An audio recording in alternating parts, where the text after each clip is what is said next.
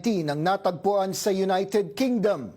Mas mabilis daw itong makahawa kaysa sa unang strain ng COVID na mayroon ng mundo simula noong Marso.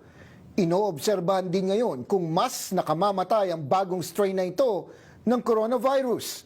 Kaya ang buong England ngayon binalik sa mas maigpit na lockdown. Narito ang report. Isang bagong variant o strain ng COVID-19 ang kumpirmadong nakita sa United Kingdom. Ito daw ang bagong uri ng coronavirus na kumakalat ngayon sa England. Mas mabilis makahawa at inaalam pa kung mas nakamamatay. There is strong evidence now that the new strain is spreading substantially and significantly more quickly than the strains of the virus that we have been dealing with up to now.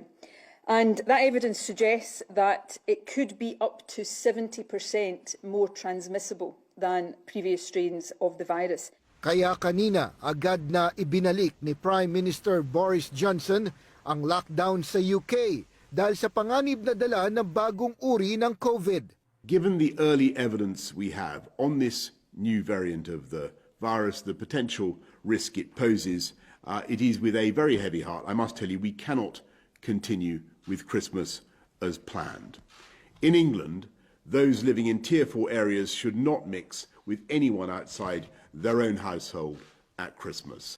Kabilang sa lockdown ang London at South East England, pati ang biyahe sa pagitan ng Scotland at UK ay sinarado na rin. In order to reduce the risk of more of this strain being imported into Scotland, we intend to maintain a strict travel ban between Scotland and the rest of the UK. Unfortunately, and I am genuinely sorry about this, that ban will remain in place right throughout the festive period. We simply cannot risk more of this new strain entering the country if we can possibly avoid it. That means people from Scotland not visiting other parts of the UK and vice versa. Cross-border travel for all but the most essential purposes is not permitted.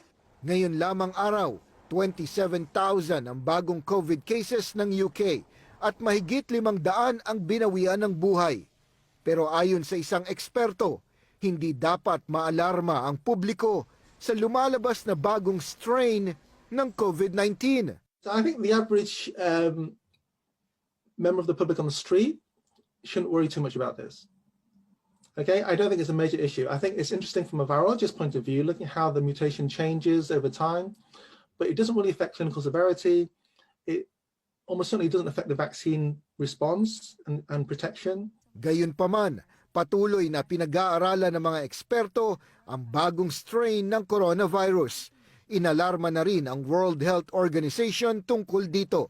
Pero nakikita ng mga eksperto sa UK na ang bakuna para sa COVID-19 ay epektibo pa rin laban sa bagong strain ng coronavirus.